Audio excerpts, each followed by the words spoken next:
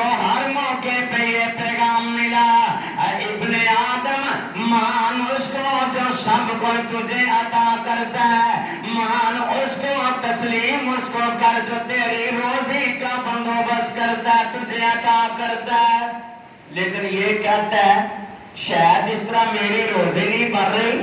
جب تک کہ چھینا چھپٹی نہ کر لو، جب تک کہ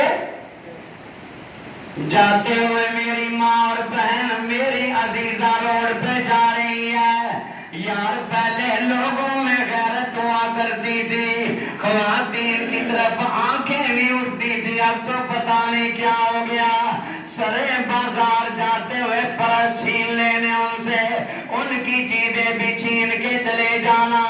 زیور بھی اتروا لینے، بھائیوں کے موبائل چھین لینے۔ اور جس طرح وہ بڑا مشہور لطیف ہے نا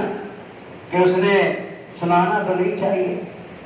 کہیں یا اللہ کوئی اور ہی نہ بن جائے بات، آج کل موبائل ہماری اس طرح کی کمزوری ہو گئی ہے جس طرح نسوار ہے۔ اس نے کہا تھا اگر یہ نہیں نہ ملے تو بس ساری دنیا تباہ ہو گئی ہے، اس طرح موبائل ہے۔ اور یہ اللہ کے بندے موبائل بھی چھین کے لے جاتے ہیں یار، موبائل بھی چھین کے لے جاتے ہیں، سمجھتے ہیں اس سے ہم امیر بن جائیں گے، ہماری روزی میں اضافہ ہو جائے گا۔ مت یہ سمجھ، دنیا کی چیزیں چھین کے اپنی روزی میں اضافہ نہ کیا کر، تو ماں کے بطن میں تھا جب میرے اللہ نے تیری روزی کا